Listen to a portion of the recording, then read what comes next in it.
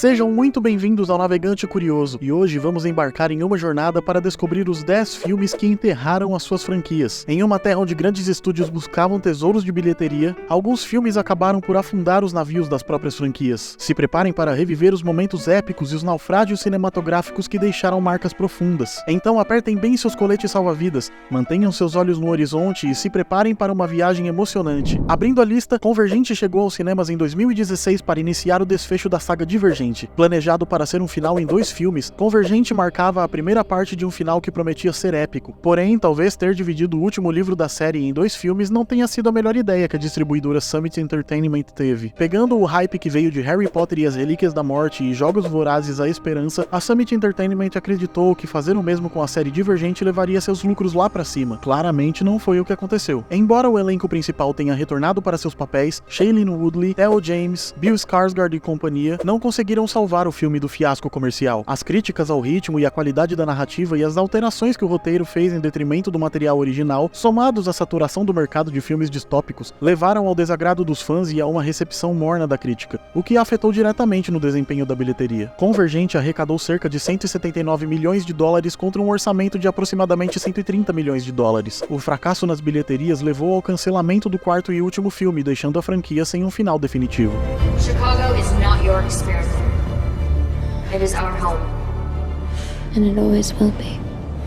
Não é segredo para ninguém que após a sua ascensão meteórica nos anos 2000, X-Men era uma mina de ouro para a 20th Century Fox, ainda mais após o lançamento de X-Men 2, que foi um sucesso absoluto ao redor do globo. Mas, começando em 2006 com X-Men, o confronto final, a franquia que rapidamente chegou ao topo parecia cair com a mesma velocidade. De lá para cá, muitos filmes do universo X-Men foram lançados, jogando a linha do tempo para frente e para trás, cada vez mais confundindo a cabeça dos espectadores. Porém, podemos dizer que a última pá de cal na cova da franquia foi X-Men Fênix Negra, de 2019. Os problemas de Fênix Negra já haviam começado na sua produção. Intermináveis refilmagens e mudanças constantes e significativas no roteiro afetaram muito a coesão e qualidade geral do filme. Para ajudar, Fênix Negra foi lançado em um período em que filmes de super-heróis estavam no ápice. Tendo em comparação filmes da Marvel e da DC Comics, X-Men Fênix Negra foi massacrado pela crítica e pelos fãs, que esperavam um filme que atendesse às expectativas e fizesse jus a uma das histórias mais icônicas dos quadrinhos X-Men. Outra crítica contundente foi em relação ao personagem da Fênix Negra, que exige um desenvolvimento sólido da personagem Jean Grey, aqui vivida por Sophie Turner de Game of Thrones. Desenvolvimento este que não ocorreu como deveria, e não conectou o público à personagem. X-Men Fênix Negra faturou cerca de 250 milhões de dólares, tendo um orçamento de 200 milhões de dólares. E foi com esses números nada animadores que a 20th Century Fox passou a marca X-Men para a Disney dar sequência. E acho que todos os fãs querem que a franquia seja tratada com o respeito que merece.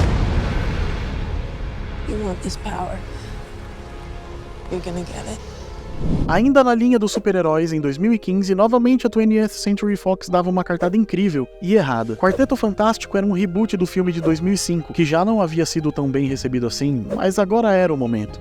Aparentemente não. Logo no seu lançamento, algumas polêmicas envolvendo a produção vieram à tona, e o diretor Josh Trank afirmando que a 20th Century Fox havia editado o filme sem o seu conhecimento, e que ele tinha uma versão incrível do filme que ninguém nunca iria assistir. Todos esses problemas levaram o filme a um resultado catastrófico, tanto de crítica quanto de bilheteria. O roteiro desviava completamente da essência leve e aventureira dos quadrinhos originais, dando um tom mais realista e sombrio ao filme. Essa mudança pode ter contribuído bastante para o desagrado dos fãs mais tradicionais e afastado o público que esperava uma adaptação mais fiel. Como resultado, o Quarteto Fantástico recebeu uma chuva de críticas, tanto da mídia especializada quanto de fãs, destacando as falhas na trama, no desenvolvimento dos personagens e nos efeitos visuais. Em um ano em que a concorrência contava com simplesmente os Vingadores 2, a Era de Ultron, Homem-Formiga da Marvel e Batman vs Superman da DC, a disputa ficou absurdamente desfavorável para o fraco Quarteto Fantástico. Todos esses fatores levaram a uma receita de aproximadamente 168 milhões de dólares para um orçamento de 120 milhões de dólares, acumulando assim mais um tremendo fracasso para a 20th Century Fox. O que tinha grandes planos de ser mais uma longa e duradoura franquia de super-heróis, em 2015 já nascia praticamente morto. I'm gonna need some music. Excuse me? Any music, it helps me think.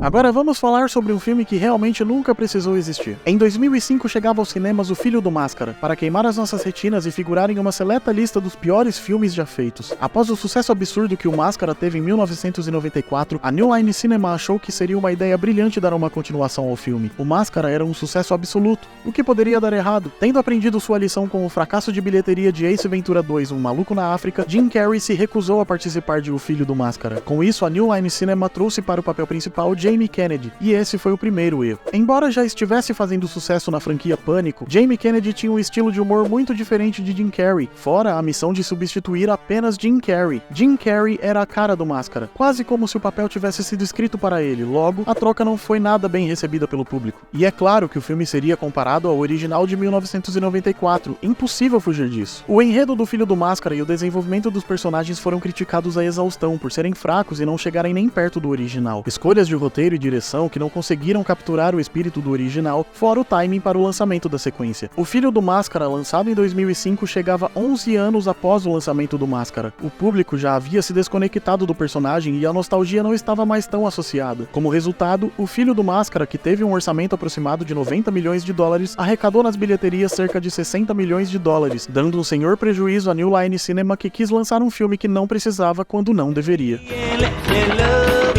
Com certeza você já utilizou a expressão pequeno gafanhoto ao explicar alguma coisa a alguém. Então você já deve saber que este sexto lugar pertence a Karate Kid. Karate Kid 4, A Nova Aventura, chegava aos cinemas brasileiros em 1995. Após o sucesso que Karate Kid teve em 1984, o colocando inclusive na lista de 50 melhores filmes com temática high school da Entertainment Weekly, e sua queda de popularidade com Karate Kid 2 de 1986 e Karate Kid 3 de 1989, a Columbia Pictures tentava renovar o ambiente e recolocar a franquia nos trilhos. Em Karate Kid 4, A Nova Aventura, Pat Morita volta ao papel de Sr. Miyagi, mas agora acompanhado de Hilary Swank, substituindo Ralph Macchio. Mas esse foi só o último sopro para a franquia. A saída de Ralph Macchio do elenco foi uma forte perda para os fãs dos filmes anteriores. Embora Ralph fosse claramente inapto às coreografias de artes marciais, Daniel LaRusso já era um personagem consolidado na franquia. A narrativa também estava muito mais fraca e menos envolvente em relação aos anteriores, e não passavam a mesma magia de se estar assistindo a um filme da franquia Karate Kid. Outra mudança significativa que pode ter levado a franquia ainda mais para o buraco foi a mudança na direção, com John Avildsen deixando o cargo e este sendo assumido por Christopher Kane. No fim das contas, Karate Kid 4, A Nova Aventura, teve uma receita de cerca de 15 milhões de dólares, com um orçamento de 12 milhões de dólares. E esse foi o final melancólico do querido personagem Sr. Miyagi junto com a franquia Karate Kid. Vamos falar sobre mais um filme que não precisava existir. Em 1994, o mundo assistia a Keanu Reeves e Sandra Bullock em toda sua glória e explodindo para o mundo com velocidade máxima. Mas não é desse filme que vamos falar não. Nosso filme em questão viria um pouco mais tarde. Velocidade Máxima 2 chegava às telonas em 1997 e tudo o que podemos dizer sobre ele é: pra quê? Keanu Reeves já havia literalmente abandonado este barco, afinal, ao ler o roteiro ele viu a falha óbvia em um filme se chamar Velocidade Máxima 2 e se passar dentro de um navio que não chega nem a 40 km por hora. Muito mais lento que o ônibus do primeiro filme, que tinha que ser mantido a 80 km por hora. A mesma sacada não se pode dizer sobre Sandra Bullock. Ela retornou para a Velocidade Máxima 2 e ela bem que se esforçou. Na verdade, podemos dizer que se o filme tem algo de bom, é Sandra Bullock, porque o resto é uma catástrofe. A mudança de fórmula e cenário fez o filme perder completamente o conceito original. Não há um vilão como no primeiro filme, onde Dennis Hopper foi absurdo e aterrorizante ao interpretar Howard Payne. Aqui no papel de vilão temos Willem Dafoe, que é descrito pela crítica no filme como em seus piores dias. Velocidade Máxima 2 recebeu muitas críticas negativas apontando para a falta de originalidade e emoção comparado ao primeiro filme, além da falta de química entre Sandra Bullock e seu novo par, Jason Patric. Com isso, Velocidade Máxima 2, que teve um orçamento de 110 milhões de dólares, arrecadou apenas 164 milhões de dólares, afundando assim o que poderia ser uma longa franquia de uma vez por todas.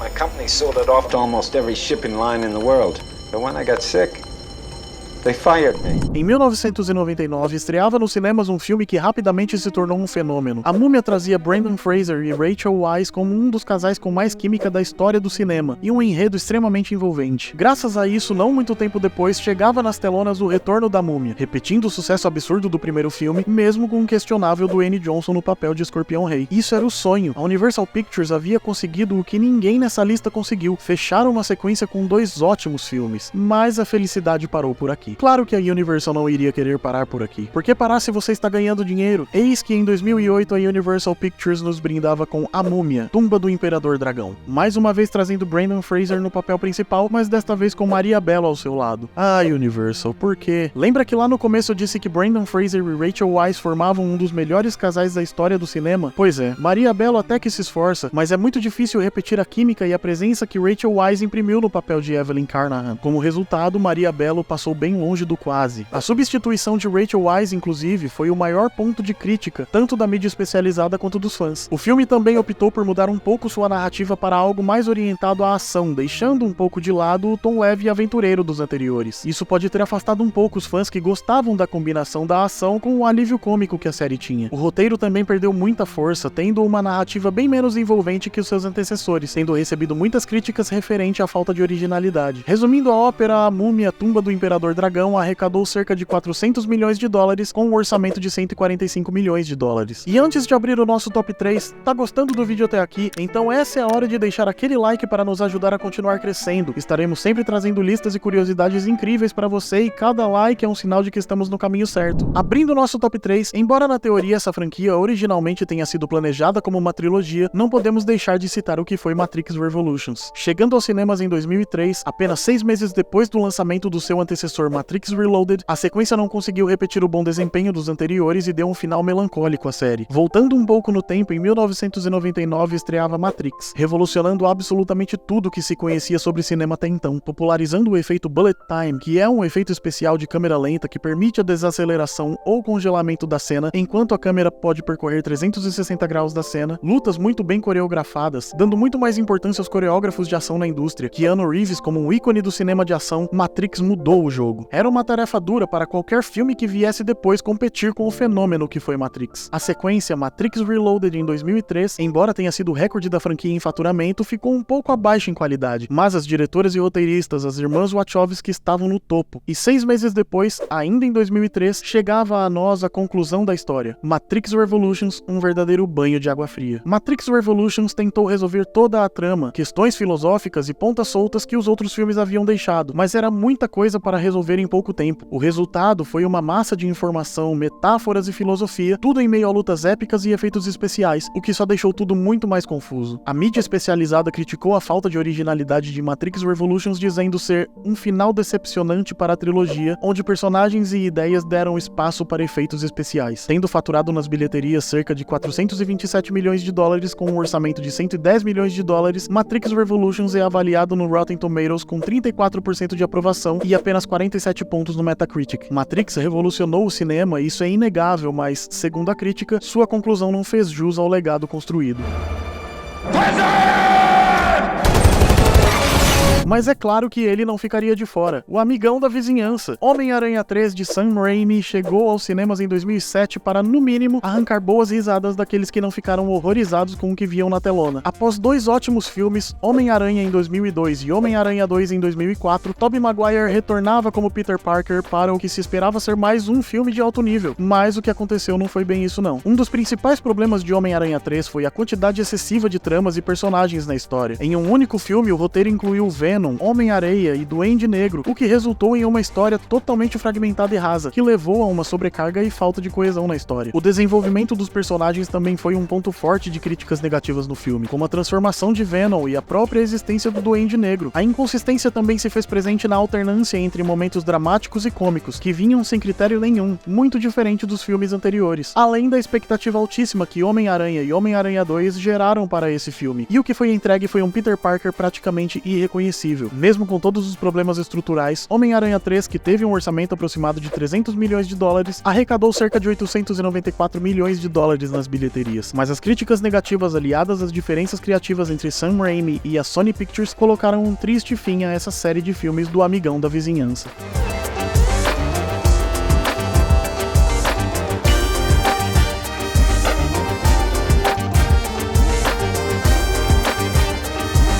E fechando a nossa lista em primeiro lugar, a terceira parte de Animais Fantásticos chegou aos cinemas em 2022, com altas expectativas para a continuação da saga de Newt Scamander. Mas infelizmente, Animais Fantásticos Segredos de Dumbledore enfrentou tempestades que abalaram suas estruturas. Novamente sob a direção de David Yates e um elenco estrelado com Eddie Redmayne, Jude Law, Ezra Miller e a nossa Maria Fernanda Cândido, que fazem um trabalho maravilhoso, como já é de se esperar, o roteiro foi muito criticado por sua complexidade e falta de coesão. As recentes polêmicas que a autora J.K. Rowling se envolveu também impactaram bastante na recepção do filme. E mesmo tendo uma leve queda em Crimes de Grindelwald, a série havia estabelecido um alto padrão em suas produções com os dois primeiros filmes. E segundo muitos fãs, Segredos de Dumbledore não conseguiu atingir o mesmo patamar, tanto em narrativa quanto em efeitos visuais. Outra coisa que também impactou diretamente na produção foi a substituição de Johnny Depp por Mads Mikkelsen no papel de Grindelwald. E tudo isso culminou com uma receita de cerca de 400 milhões de dólares contra um orçamento de 200 milhões de dólares, tendo Segredos de Dumbledore sido considerado um fracasso de bilheteria, fazendo com que o que antes era planejado como uma série de 5 filmes caísse na incerteza de sua continuidade. Animais Fantásticos Segredos de Dumbledore é longe de ser um filme ruim, porém, de um modo geral, a franquia pode estar começando a mostrar sinais de desgaste. Talvez a série da HBO reacenda essa chama mágica em todos nós, mas por enquanto basta aguardar na incerteza de se teremos ou não um quarto Animais Fantásticos. E esse foi o vídeo de hoje, muito obrigado por ter assistido até aqui, e antes de encerrar, não se esqueça de se inscrever no nosso canal e ativar as notificações para receber os próximos vídeos. E aí, eu esqueci de falar de alguma franquia ou quer sugerir um próximo tema? Me conta aqui nos comentários e sua sugestão pode aparecer aqui no Navegante Curioso nos próximos vídeos. Eu vou ficando por aqui e até o próximo vídeo. Tchau!